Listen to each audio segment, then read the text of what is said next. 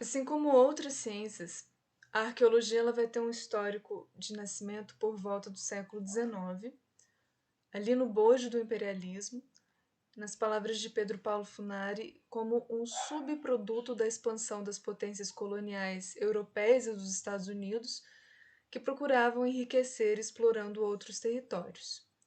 A palavra arqueologia ela tem origem grega, né? Arcaios, passado ou antigo, e logos, ciência ou estudo.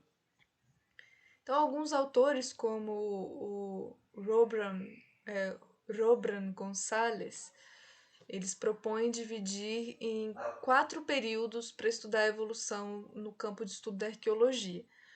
Tem o período especulativo, o descritivo classificatório, o período histórico classificatório e o período moderno, que se estende até os dias atuais. O período especulativo ele vai de 1492 até 1840, ou seja, do século XV até o século XIX. Então, nessa fase, a preocupação ela se voltava inicialmente para a coleta de materiais considerados exóticos.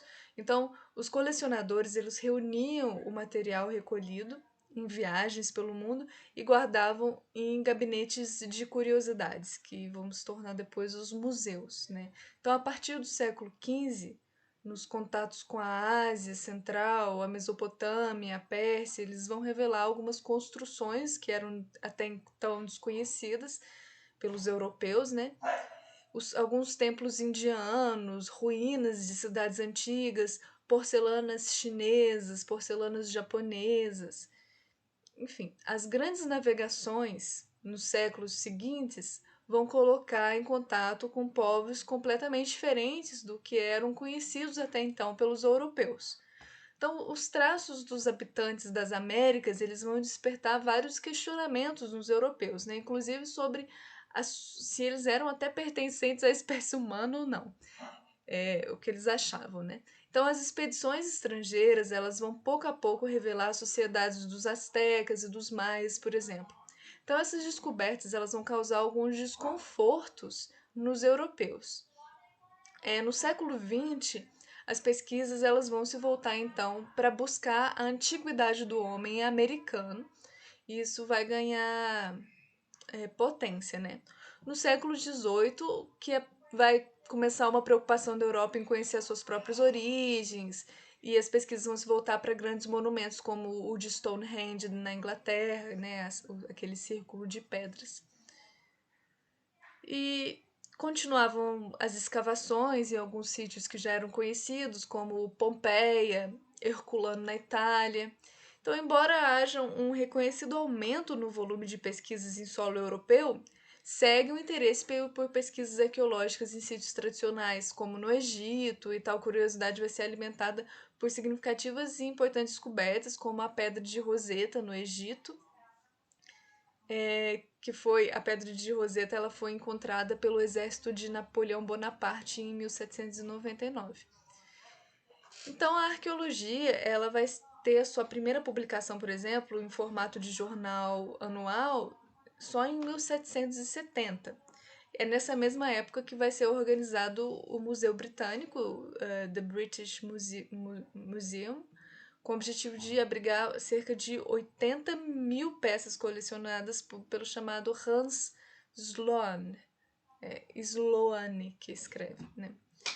Mas no final do século XVIII e no início ali do século XIX que, influenciados pelo movimento iluminista, que a arqueologia também é influenciada por tal movimento, né? A arqueologia ela vai fornecer um excelente suporte à ideia do progresso humano, né?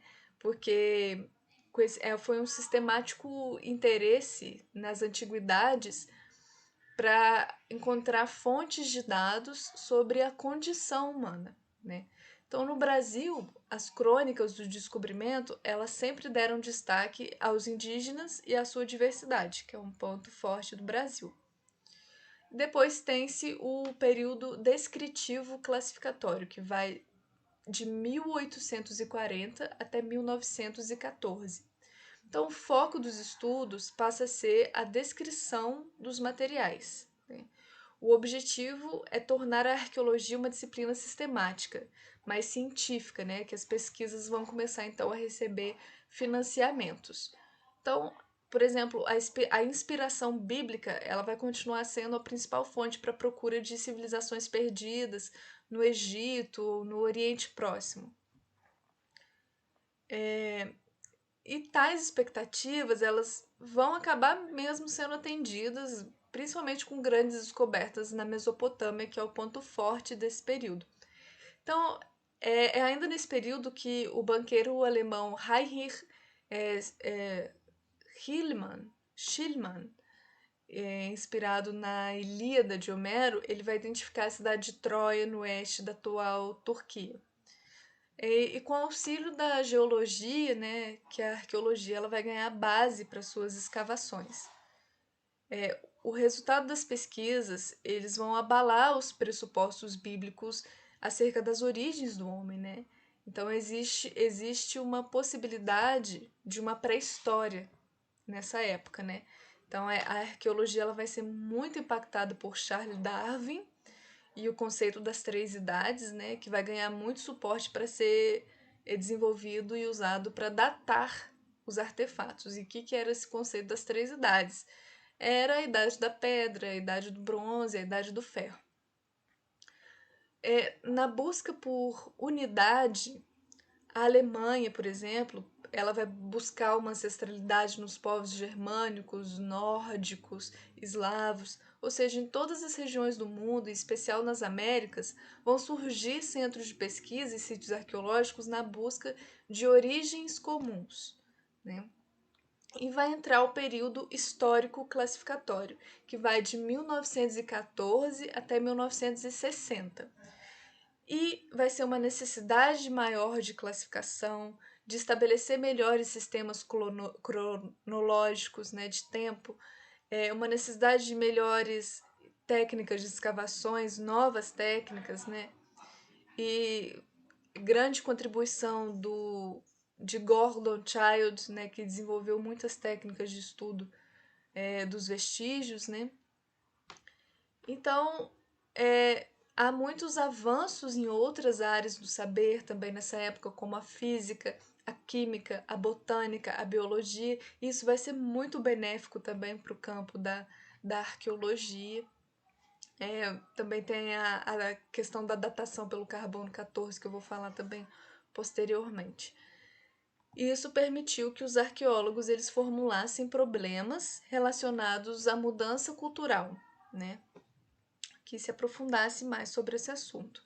E a partir dos anos 60, então, até os dias atuais, vem o período moderno da arqueologia, que é marcado pela interdisciplinaridade, né, que foi um importante ganho para as pesquisas arqueológicas, assim como as pesquisas de campo, o incremento em métodos matemáticos de quantificação, a sofisticação de análises químicas e físicas aplicados nos vestígios arqueológicos. Então, após a descoberta com o uso de técnicas e de fundamentos da chamada New Archaeology, ou seja, nova arqueologia, de um fóssil humano no continente africano, isso se tornou o centro dos estudos sobre a evolução humana, né? Então vai ter muitos temas de pesquisas, como estudos de práticas funerárias, dos sistemas de organização social refletidos em padrões de residência, análises demográficas baseadas nos estudos da residência. Então vão criar muitos campos de estudos, como a etnoarqueologia. Então, a New Archaeology, a nova arqueologia, é uma arqueologia que vai do descritivo para o explicativo, né? Ela tenta explicar, né, também, não só descrever os objetos. Então, como uma reação à New Archaeology, foi criada uma escola denominada a Escola Pós-Processual, ou de Arqueologias Interpretativas, né, que ela foi influenciada muito pelo neomarxismo e o pós-positivismo e a hermenêutica. Então, o período moderno ele vai ser caracterizado mais pela diversidade do que pela igualdade. Vai ter temas muito específicos, como a arqueologia de gênero, por exemplo, que estuda o papel feminino nas sociedades do passado. Então, O que se tem notado nos últimos anos, segundo o Pedro Paulo Funari, que é arqueólogo do Brasil, um importante arqueólogo, é que para ele a arqueologia ela alargou o seu campo de ação para um estudo da cultura material de qualquer época, passada ou presente. Ou seja, a arqueologia não é só sobre o passado, ela também tem os objetos do presente também são arqueológicos e são importantes para serem estudados. A arqueologia vai abranger, então, toda a cultura material, independente da ordem cronológica.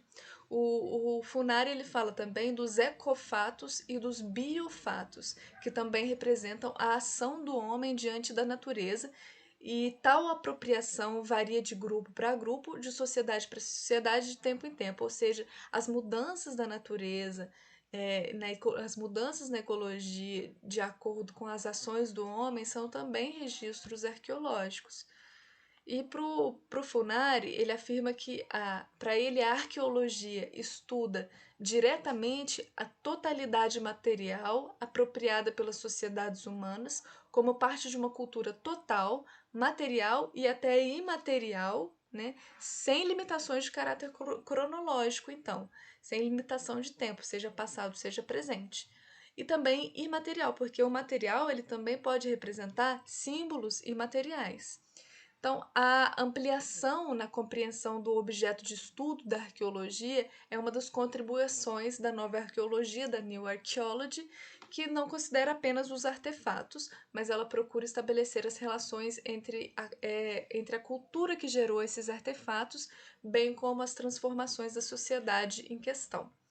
Então, para o Funari, a especificidade da arqueologia ela consiste em tratar particularmente da cultura material das coisas, de tudo que em termos materiais se refere à vida humana, seja no passado ou no presente. Temos importantes arqueólogos antigos, como Howard Carter, da tumba de Tutankhamon, ou o Heinrich Schliemann, que eu falei, e tem o André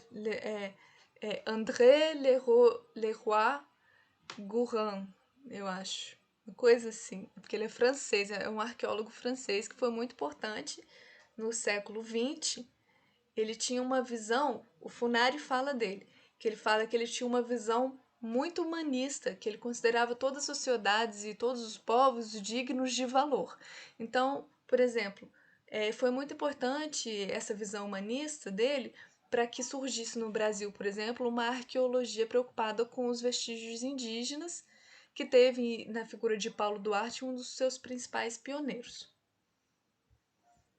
Então, em relação à arqueologia e à pré-história do homem, né, é muito importante considerar a importância desses estudos não só para o conhecimento do passado da humanidade, mas para a manutenção e preservação da própria espécie humana. E o Funari ele fala que a possibilidade de interpretação dos indícios arqueológicos, né, explica-se pelo fato de que os artefatos eles têm duas facetas, né? Eles têm uma função primária, que é uma utilidade prática, mas eles podem ter também uma função secundária, que é simbólica, que isso é muito importante também para a riqueza da arqueologia que ela pode nos passar. E os vestígios até os vestígios de pequenas dimensões, eles não podem escapar à análise do pesquisador, né? Muitas vezes que são vestígios que às vezes só conseguem ser observados em microscópio ou algum auxílio de lupas. E até mesmo a variação na tonalidade do solo, ele é um vestígio que tem que ser importante de se dar valor, porque a variação na tonalidade do solo de um sítio arqueológico ele pode indicar a presença ou a ausência de elementos químicos e geoquímicos e os materiais decompostos e atividades ali realizadas. Então, nada pode escapar do olhar do pesquisador arqueológico. Hoje que eu tinha comentado sobre a importância da datação por carbono 14, e o Funari também fala disso, que um dos exemplos desse avanço de datar as coisas pelo carbono 14 é que essa datação por um carbono que é de material orgânico, né, é feito partindo da quantidade de carbono 14 radiativo que contém o fóssil, né, a madeira carbonizada ou em ossos encontrados. Esse método ele é empregado para datações de até 70 mil anos, que consegue datar. Então, para períodos mais longínquos, analisam-se também outras substâncias para conseguir datar, como a presença de urânio ou de potássios radioativos, né? Então, outra técnica de datação também que vem sendo usada bastante com frequência atualmente é de medir a quantidade de luz que os materiais inorgânicos, como cerâmica, por exemplo, liberam ao serem aquecidos em aparelhos especiais, que é a chamada termoluminescência. Então, tem muitos registros de sítios arqueológicos importantes, e a escavação é muito importante para que isso seja descoberto, né? A escavação ela é realizada após um levantamento de informações acerca do terreno, que é muito importante, e das possíveis ocupações anteriores daquele terreno, né? Ainda nos dias atuais, durante trabalhos de fundações, quando vai se fundar uma abertura de estrada, ou construir uma linha subterrânea no metrô, ou uma edificação de grandes obras, as escavações elas acabam por revelar vestígios arqueológicos que apontam para a presença humana no passado, né?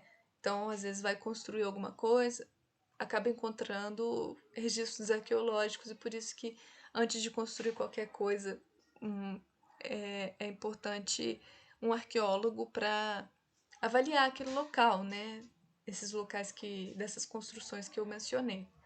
Então, um dos primeiros sítios arqueológicos descobertos foi em Pompeia, né, no século XVIII, que a cidade foi ela foi encoberta, né, por lavas do vulcão Vesúvio em 79 depois da Era Comum.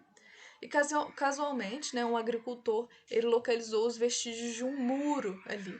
Então esse sítio ele continua sendo estudado até hoje. E ainda no século XVIII tem os sítios da Ilha de Páscoa também, aquelas cabeças gigantescas numa ilha no Oceano Pacífico, e de Palenque também no México foram descobertas, né, com os vestígios de Cidade Maia, que até hoje é cenário de achados históricos.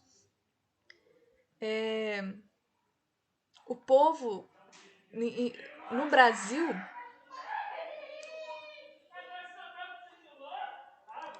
Nossa, que barulheira, peraí. No Brasil é muito importante vestígios de Minas Gerais, né, do povo de Lagoa Santa, em Minas Gerais, que forma um dos maiores e mais importantes sítios arqueológicos do Brasil. Sua descoberta se deu em 1843, né, pelo arqueólogo da Dinamarca, o Peter Land.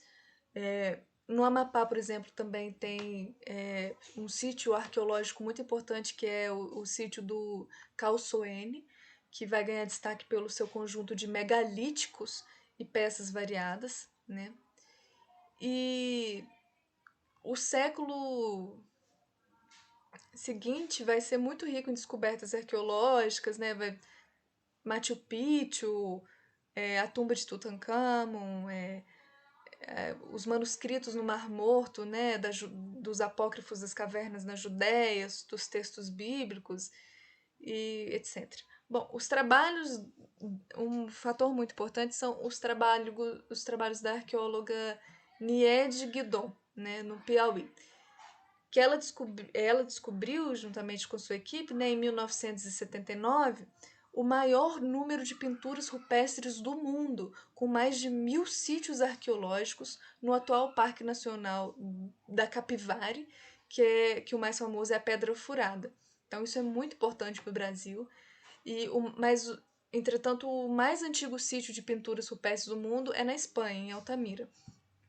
mas esse é o que mais contém pinturas, né, do mundo, no Brasil. Entretanto, as pesquisas nos vários sítios do Brasil, elas prosseguem.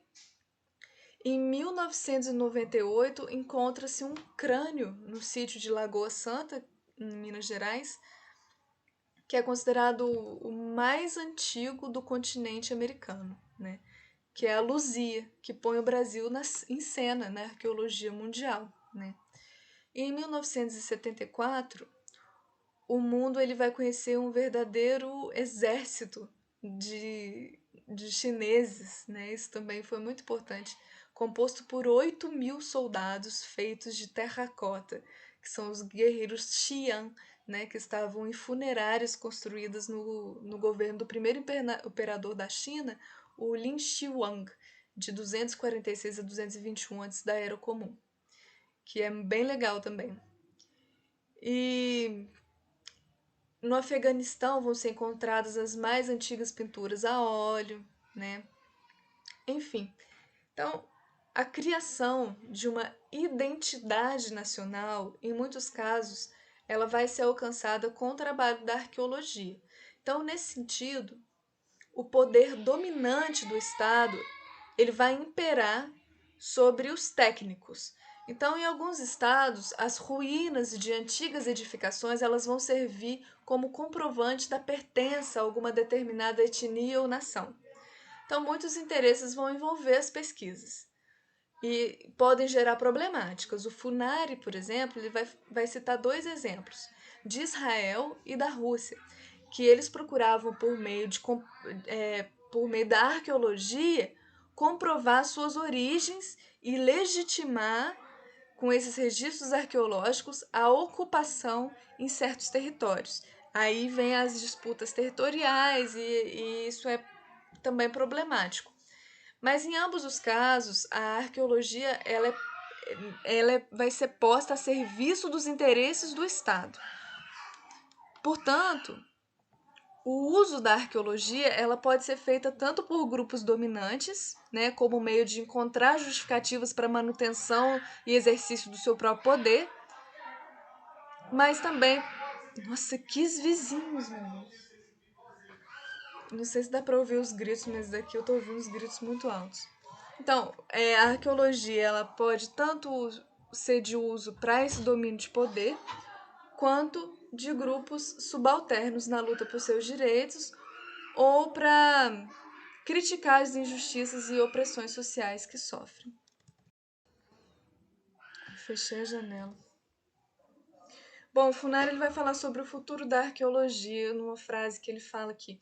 A disciplina surgida originalmente em um contexto imperialista como uma arma de opressão, para usar uma expressão forte do arqueólogo peruano Luiz Lumbreras, hoje mudou muito e tem servido para o pensamento crítico, para a diminuição das desigualdades e para o respeito à diversidade étnica e cultural.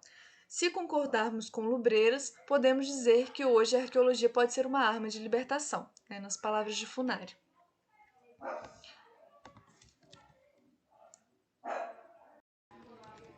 Bom, em relação à pré-história na América, há um consenso entre os pesquisadores das várias áreas que estudam o homem, o humano, né, nos seus mais diferentes e diversos aspectos, que a vida humana ela não teve suas origens no continente americano, né?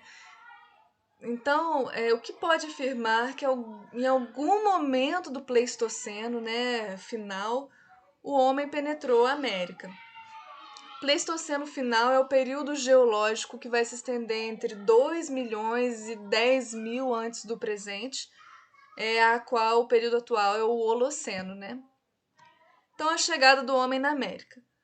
Uma vez que todos os estudos apontam para o início da vida no continente africano e para que entre 6 milhões e 150 mil anos atrás o Homo erectus tenha abandonado o continente africano em direção à Europa, à Ásia, à Oceania, é possível questionar em que momento, por quais meios e com a utilização de quais técnicas o homem alcançou a América.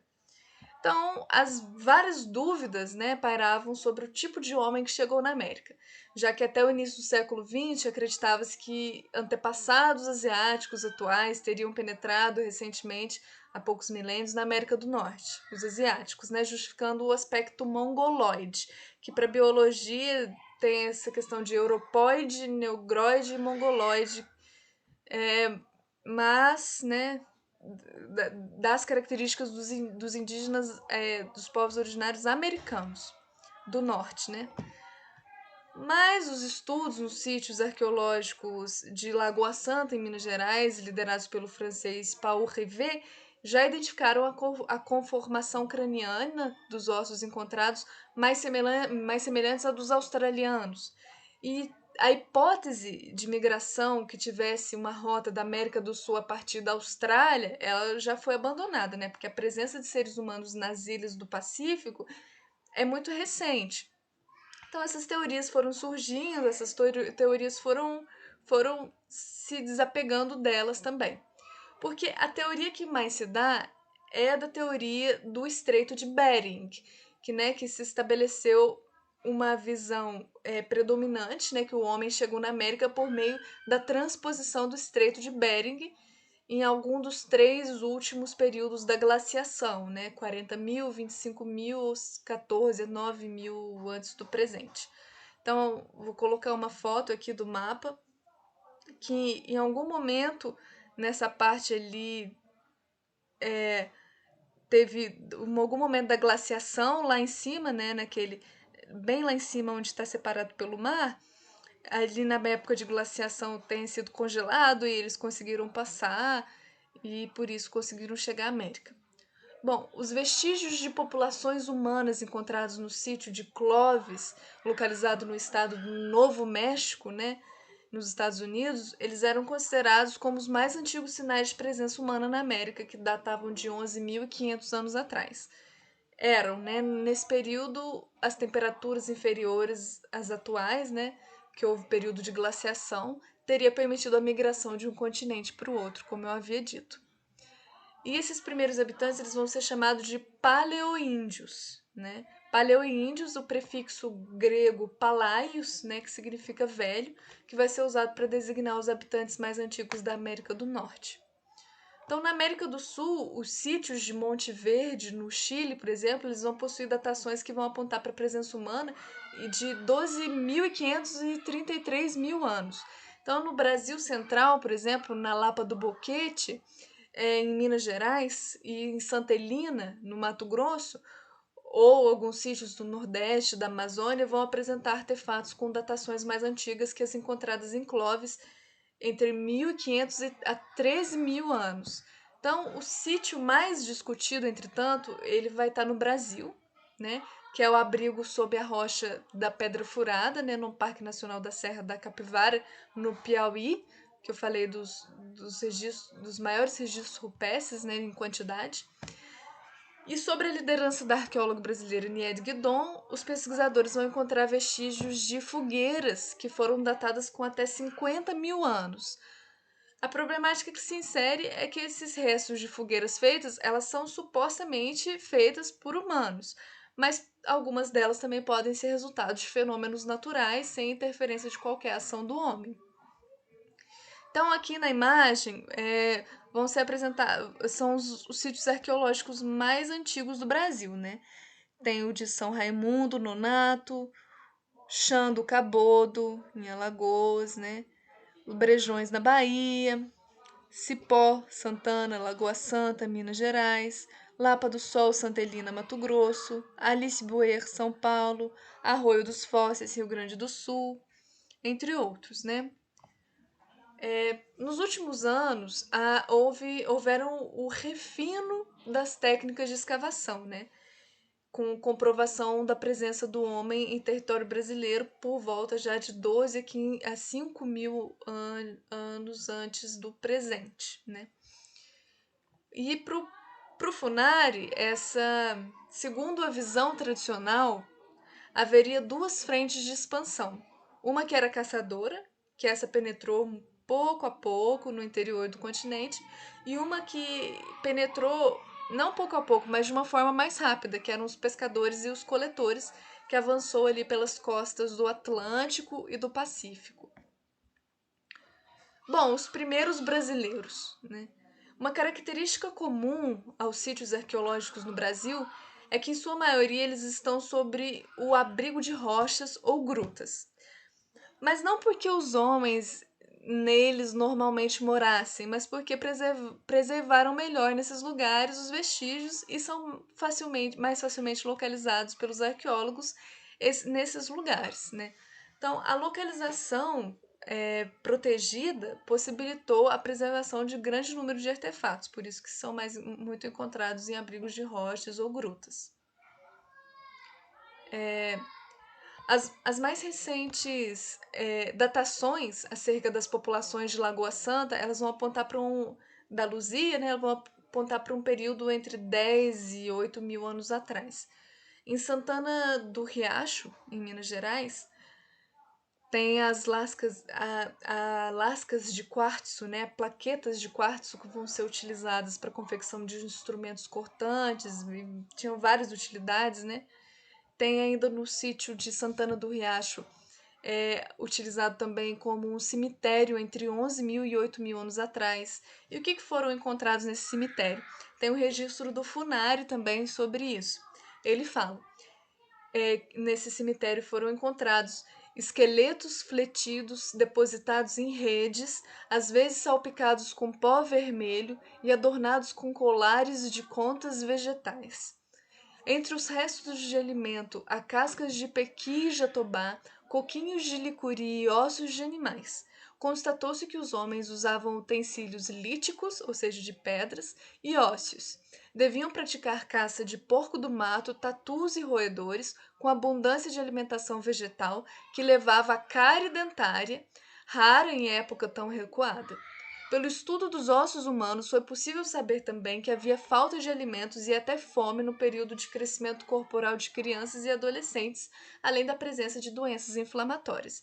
Olha o que os estudos arqueológicos, como eles estão avançados e tantas coisas que eles conseguem identificar, né? O maior conjunto de pinturas rupestres do mundo, eles vão encontrar no sítio da região do São Raimundo Nonato, no Piauí, e o conjunto de estilo vai ser considerado como mais antigo é o da Serra da Capivara, né?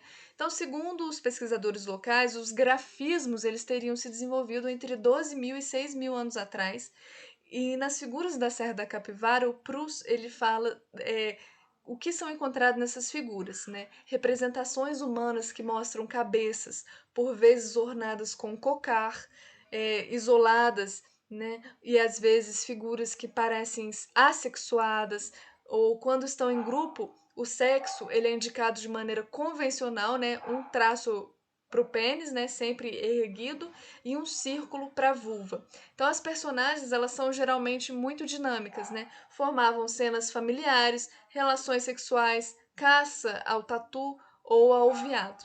Eram algumas representações rupestres, alguns exemplos, né? Com datação de 15 mil a 22 mil antes do presente, em alguns sítios também no Mato Grosso, tem a ocupação na região ali do centro-oeste, é bastante antigo também, tem a chamada tradição paranaíba, né? Em Goiás também, registra as mais antigas ocupações entre 10.700 a 9 mil antes do presente, que também são locais importantes. O território brasileiro, então, ele possui muitos sítios antigos, né? O estudo da ocupação no litoral encontra-se muito prejudicado, no litoral principalmente, ela encontra-se muito prejudicada pelas mudanças no nível do mar e nos limites da costa. E esse local fica um pouco prejudicado. O interior de São Paulo, na região do Rio Claro, abriga o sítio Alice Buer, que atesta a ocupação de 14.200 antes do presente, que também é muito importante. E diferentemente do que ocorre no Nordeste ou na região central, as paisagens do Brasil meridional elas não vão abrigar formações rochosas que em suas grutas podem preservar vestígios de ocupações. A maioria dos sítios nesses locais vão estar a céu aberto e, portanto, vai ficar muito difícil de serem localizados. A descoberta de sítios com construções edificadas, com nos chamados sambaquis, é muito importante também, porque são construções edificadas em cima de valvas de moluscos, né, tipo conchas de moluscos, que vão ser chamados de sambaquis e vão ser encontrados no litoral do Brasil meridional, desde o Rio de Janeiro até o Rio Grande do Sul, e que vai ser um importante achado arqueológico também na tentativa de compreender como viviam os primeiros habitantes do litoral do meridional do Brasil. As datações vão apontar para construções em torno de 7 a 5 mil anos atrás, pelo menos. Então, a região amazônica, por exemplo, ela foi muito pouco explorada ainda, uma vez que havia hipóteses que sustentavam que a impossibilidade da vida na região com as condições climáticas que haviam. Entretanto, essa hipótese está em desuso porque recentes escavações encontraram vestígios de uma densa ocupação de caçadores, pescadores, coletores, que deixaram vários instrumentos de pedra lascada no abrigo Pedra Pintada, no Monte Alegre, no Pará. Né? Algumas descobertas mais recentes, né, desde a confirmação em 1998 do crânio da Luzia, como o mais antigo encontrado na América, várias outras descobertas aconteceram na América, né, como a arqueologia subaquática, né, com seus pesquisadores especializados em mergulho, descobriu em 2011, por exemplo, na costa da Santa Catarina, restos de 11 submarinos alemães, né, afundados na costa brasileira durante a Segunda Guerra Mundial, e um desses submarinos, o U-513, ele chegou até afundar um navio mercante brasileiro. Uma das descobertas recentes também que aconteceu na Ilha de Páscoa, no Chile, né? Que as escavações elas revelaram que aquelas grandes cabeças conhecidas como moais, elas tinham corpos e tinham até inscrições. Porém, tal descoberta ela aumenta as dúvidas sobre as técnicas de construção e eventuais meios de transportes dessas gigantescas cabeças, né, agora com corpos, como foram, né, parar nessa ilha no meio do Pacífico. E no que diz respeito à atuação, um fator interessante é que, quanto aos arqueólogos, o Funari ele fala sobre isso, é que a legislação federal ela exige a presença de profissionais, entre os quais um arqueólogo, para investigar os impactos em áreas que serão objetos de grandes construções, como barragens, estradas, linhas de transmissão, ou mesmo no caso de cidades, quando há grandes construções de edifícios, é exigida a presença de um arqueólogo para avaliar. E tal medida, né, que deve ser observada também por estados e municípios, é também para proteger o patrimônio arqueológico nacional, para abrir novas perspectivas de ação e atuação do arqueólogo, e nessas ocasiões podem até acontecer novas descobertas. Né? E também no campo de preservação do patrimônio, a presença de arqueólogos na gestão turística do patrimônio também seria de fundamental importância. E é isso. Sobre os fundamentos da arqueologia, com foco na pré-história. Espero que tenham gostado.